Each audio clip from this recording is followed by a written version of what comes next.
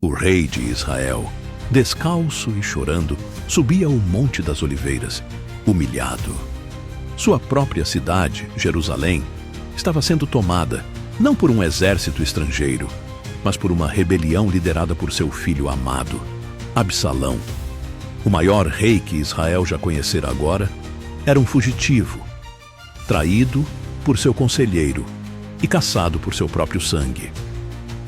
Como o matador de gigantes, o rei poeta, o homem segundo o coração de Deus, chegou a este abismo de desespero. Para entender como o pastor se tornou rei e como o rei se tornou um pai de coração partido, precisamos voltar ao início de tudo, aos campos silenciosos de Belém, onde um jovem pastor, esquecido por sua própria família, era preparado por Deus longe dos olhos do mundo. Israel vivia sob o reinado de Saul, um rei que começou bem, mas cujo coração se desviou, consumido pelo orgulho e pela desobediência. E Deus o rejeitou. O profeta Samuel, de luto por Saul, foi enviado a Belém com uma missão secreta: ungir o próximo rei. Na casa de Jessé, um por um, os filhos altos e fortes foram apresentados. Mas a resposta de Deus a Samuel foi uma lição para todas as gerações. O Senhor não vê como vê o homem, pois o homem vê o que está diante dos olhos. Porém o Senhor olha para o coração.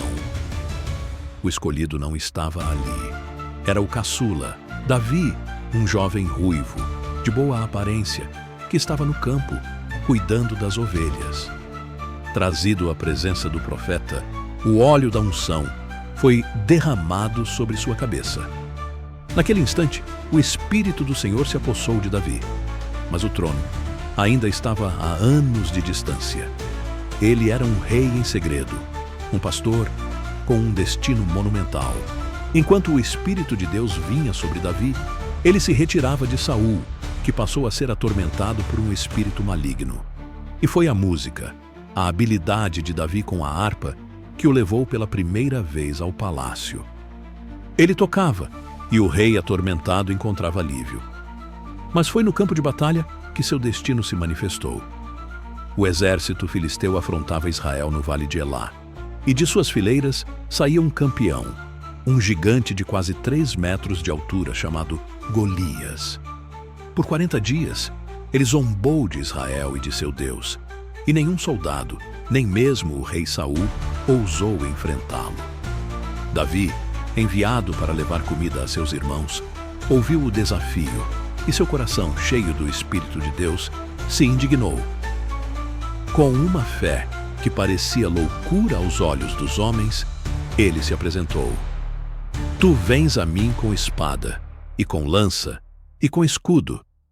Porém eu venho a ti em nome do Senhor dos Exércitos.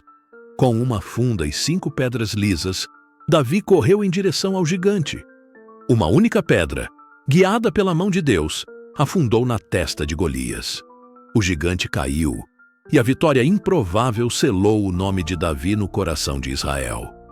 A ascensão de Davi foi meteórica, e com ela, a semente da inveja brotou no coração de Saul. As mulheres de Israel cantavam. Saul feriu os seus milhares, porém Davi, os seus 10 milhares.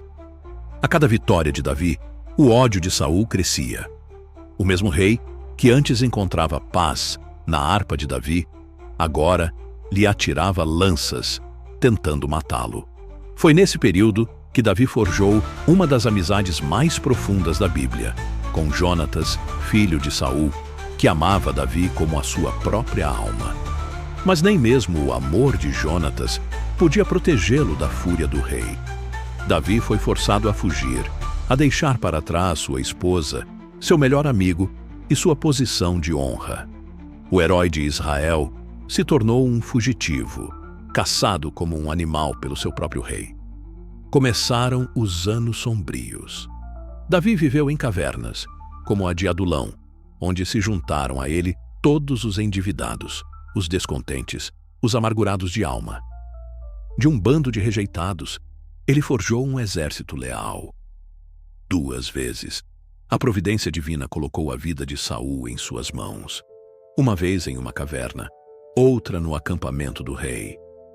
E 2 vezes, seus homens o instigaram a matar seu perseguidor. Mas Davi se recusou, dizendo: Não estenderei a minha mão contra o meu Senhor, pois é o ungido do Senhor. Sua paciência e seu respeito pela autoridade de Deus, mesmo uma autoridade corrupta, eram a prova de que seu coração estava sendo preparado para reinar. Ele esperaria pelo tempo de Deus, mesmo que isso custasse anos de sofrimento no deserto. A espera terminou com a trágica morte de Saul e Jonatas na batalha contra os filisteus. O lamento de Davi por eles é uma das poesias mais comoventes da Escritura, mostrando sua nobreza de caráter. Ele foi então aclamado rei, mas apenas sobre sua tribo, Judá. Por 7 anos, uma guerra civil sangrenta dividiu a nação. Finalmente, com a unificação de Israel, Davi conquistou a fortaleza de Jerusalém, estabelecendo-a como sua capital política e espiritual. Seu maior ato como rei foi trazer a Arca da Aliança para a cidade. Em um ato de pura alegria e adoração, Davi, o rei, dançou perante o Senhor com todas as suas forças, despido de sua majestade real. E Deus se agradou tanto de seu coração que fez com ele uma aliança eterna. Sua casa e seu reino seriam firmados para sempre, e seu trono estabelecido eternamente. Desta linhagem viria o Messias. Davi estava no auge. Ele era o rei invencível, o homem segundo o coração de Deus. E foi no auge do poder, no conforto do palácio, que a maior tragédia de sua vida começou. Em uma tarde de ócio, enquanto seus exércitos lutavam, Davi passeava no terraço e viu uma mulher, Batseba, se banhando. A cobiça entrou em seu coração. E o rei que havia derrotado um gigante foi derrotado por um olhar. Ele a tomou e ela engravidou. Para esconder seu pecado, ele cometeu outro, ainda pior. Trouxe o marido dela, Urias, um de seus soldados mais leais, de volta da batalha, tentando enganá-lo. Mas a honra de Urias expôs a desonra do rei, e Davi, em um ato de frieza calculada, sentenciou Urias à morte, enviando-o para a linha de frente da batalha com uma carta que carregava sua própria sentença de morte. O pecado parecia encoberto, mas nada fica oculto aos olhos de Deus. O profeta Natã foi enviado para confrontar o rei, com uma parábola simples sobre um homem rico que rouba a única ovelha de um homem pobre. Natã despertou a fúria de Davi contra a injustiça, apenas para cravar a espada da verdade em seu coração. Tu és este homem. O quebrantamento de Davi foi imediato e profundo. Seu arrependimento, imortalizado no Salmo 51, é o modelo de um coração contrito. Mas o perdão de Deus não removeu as consequências. Natã profetizou: a espada jamais se apartará da tua casa. O filho nascido do adultério morreu, e a família de Davi se tornou um palco de tragédia. A profecia de Natã se cumpriu de forma terrível. O filho de Davi, Aminon, violentou sua meia-irmã Tamar. Absalão, irmão de Tamar, nutriu um ódio silencioso por 2 anos antes de assassinar Aminon e fugir. Davi, paralisado pela dor e talvez pela culpa de seu próprio pecado, não agiu. Absalão, perdoado, mas com o coração cheio de amargura, conspirou contra o pai, roubando o coração do povo. A rebelião explodiu e Davi, o grande rei, foi forçado a fugir de Jerusalém, chorando e descalço, enquanto seu próprio filho tomava seu trono e suas concubinas. A batalha final entre os exércitos de Davi e Absalão foi inevitável, e mesmo na vitória, Davi sofreu sua maior derrota. A notícia da morte de Absalão, preso pelos cabelos em um carvalho, destruiu o rei. Seu grito de dor ecoa pela história: meu filho Absalão, meu filho Absalão, quem me dera que eu morrera por ti, Absalão, meu filho, meu filho.